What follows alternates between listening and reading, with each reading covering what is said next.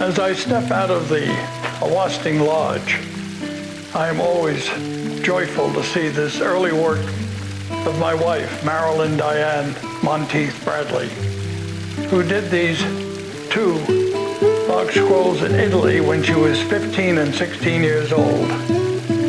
And I had this one framed and hung here probably 40 years ago, along with the other one off the living room door, which we rarely use anymore, by the grand piano.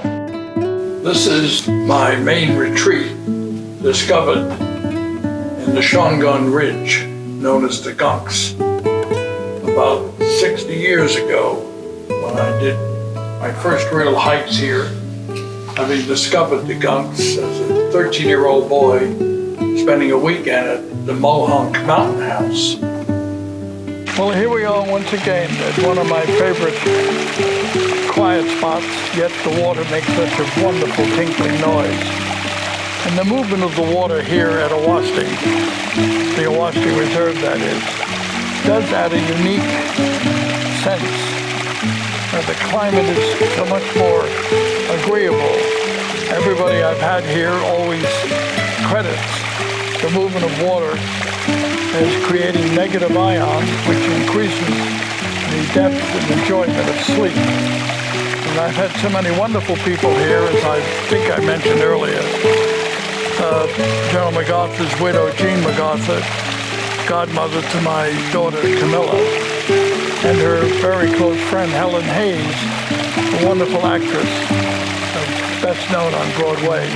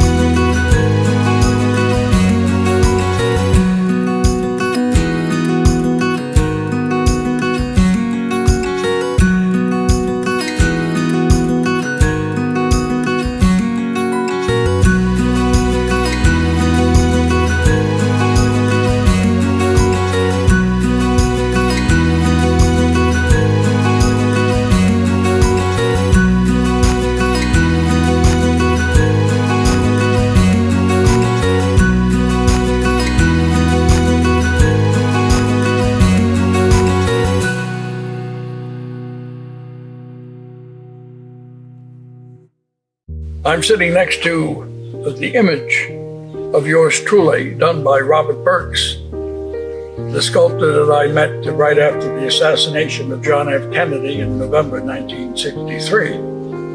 And I had helped him put together his whole program. He was about to be evicted from his beautiful studio building on 92nd Street, right off Park Avenue. He'd already had his telephone shut down and his electric was going out. And a good friend of his, who was also a lawyer, did work for me, Mr. Eliezer Lipsky, asked me to come to see if I couldn't help him out. And I saw the opportunity, saw what he had done of JFK as a small sculpture.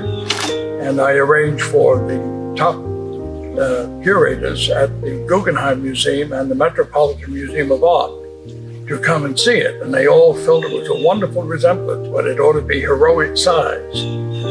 So that to be done, he needed some real money, and I advanced a substantial sum to him. And as things were moving along, we were earning money for many things we were doing, including the Carpenter Monument in Dallas, Texas, of the great founder of the biggest insurance company in Texas. And that paid substantial sums. And we're about to have the Kennedy bust done in bronze in Italy. And it was going to be adapted for the National Cultural Center in Washington, which one of my partners had managed when it was known as the National Cultural Center. It became the Kennedy Center of Art.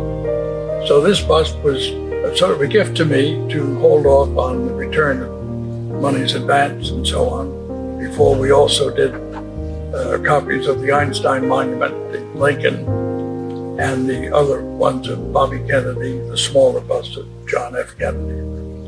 And the key one of the bronzes first made with a limit of 12 to be ever made.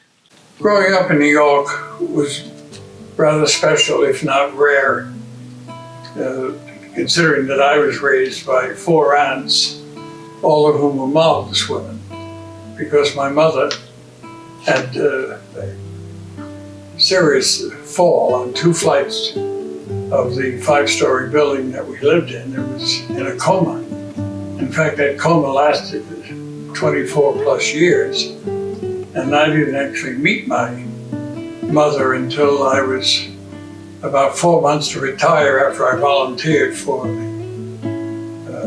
during the Korean War for the Marines, the Navy, and then the Air Force, and was working for a 2-star general who also was about to retire as a general. And then when he did, a few months after this event took place that I'm about to refer to, he became the top financial advisor to the mayor in the city of New York, Roger J. Brown, B-R-O-W-N-E. He's a great guy, and he was the one who was connected with the dean at the Yale Law School, who was a famous constitutional lawyer. And he is the one who had read this article I wrote called Operation Skyhook, which was a confidential project I worked on with the Air Force, releasing 30 by 60 foot balloons with all kinds of electronic equipment attached. And it would go up to 80 to 100,000 feet. And when it reached the high level, the balloons would expand both width and height and then blow up. And all the instruments, which are stainless silver for the most part, would fall down. A lot of it flew down to West Texas.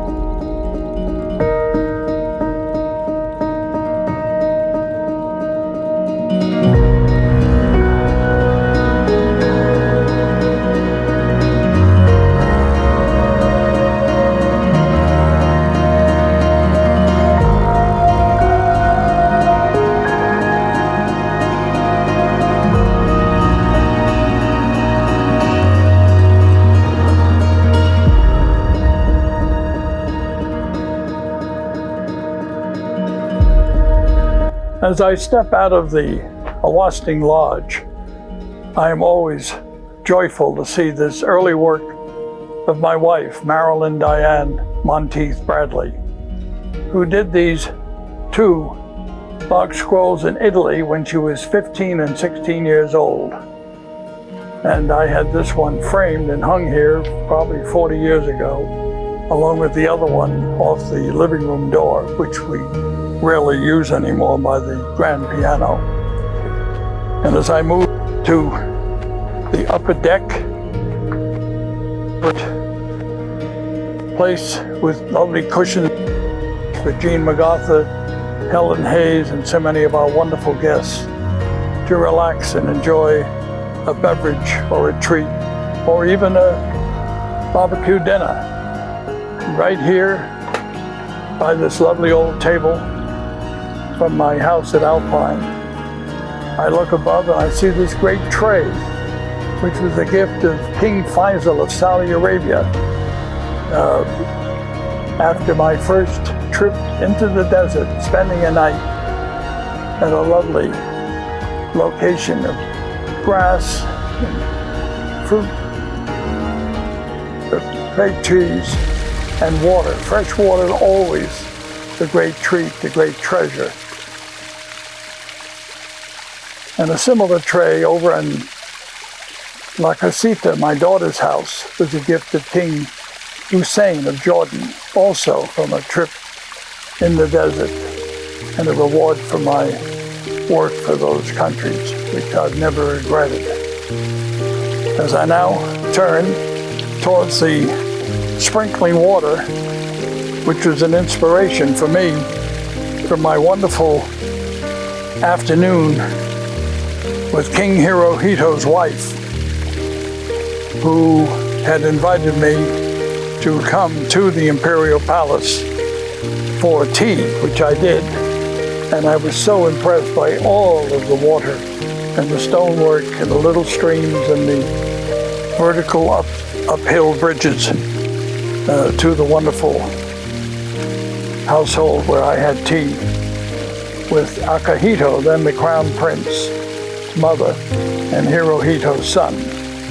Of course, today, Akihito is the Emperor of Japan as the oldest and first son of Hirohito, born in 1930s, and I share the same birthday, which under Japanese culture of ancient times is a rather special arrangement. I was told following that dinner for his birthday, which I attended when I was based in Hong Kong, that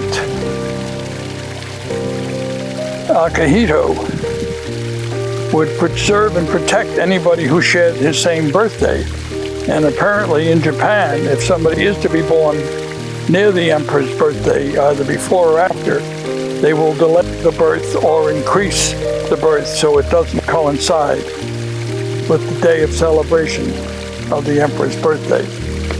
Here we are now at my original pool, Olympic size, 5 feet deep to 9 feet deep, being fed with fresh water and no chlorine from day one, much to the disagreement of all the men I had worked to help me blast the rock, level this land, and build this pool of under 200,000 gallons, but still unique.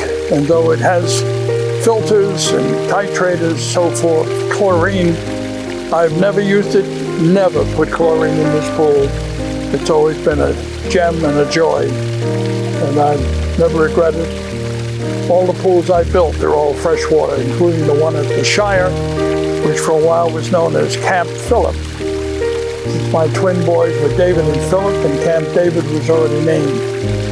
And my father-in-law was the temporary head of ambassador in Germany and head of NATO.